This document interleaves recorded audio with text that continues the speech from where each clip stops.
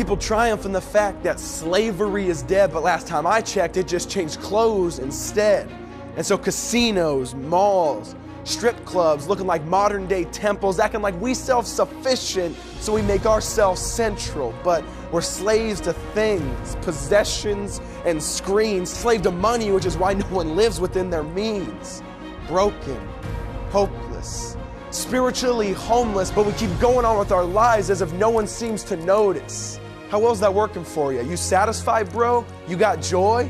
How does it feel chasing stuff that's always a little faster than you?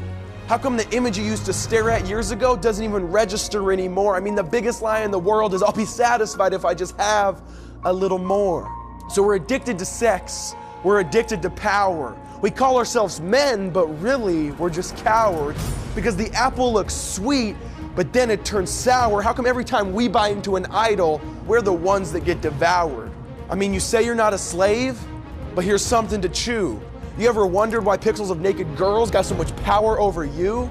But here's a question. What if kids acted realistic about what they wanted to be when they grow up?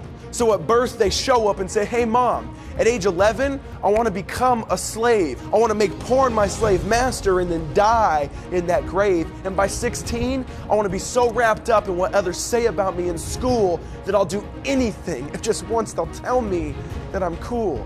And by college, I want to worship at the altar of sex, not care about treating a girl right, just caring about what girl is next. And then I'll graduate, get married, and get a job and start to save, treat my job like my wife and treat my wife like my slave. And then have some pretty trophy kids and live in pretty trophy bliss, but make sure my kids know that if SportsCenter comes on, they need to quickly split. Because those guys throwing the football with eye black on their skin, yeah, my whole week depends on if they win. Comfort, power, sex, alcohol, religion, pleasure, all good things unless turned into an ultimate thing. Because the problem isn't what you do, it's that your heart needs to be made new. Because if you don't crush your idols, then your idols will crush you.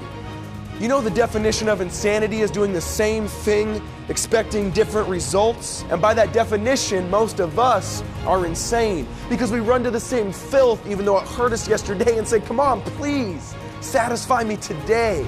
And Jesus said, you try to gain your life, you'll lose it.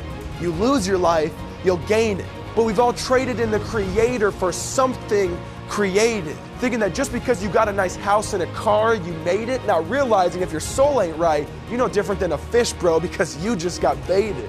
Because idols, they over-promise and under-deliver. They operate by deceiving. An idol is when you look at something and say, if I have that, then I'll have meaning. And if we don't put God in His rightful place, we'll put something else there. And so we make good things God things and then go into despair. And just like Elijah called down the fire and the altar exploded into flames, no, there's only one God that comes through when you need Him, and Jesus is His name. Because when you're sick and thirsty, toilet water might be attractive, but if you got something better, bro, then toilet water looks nasty. Because an idol is dead. It doesn't live. An idol takes, it never gives. So repent, get on your knees, and admit your heart's full of diseases. Want to know what a true man looks like? Then look to Jesus.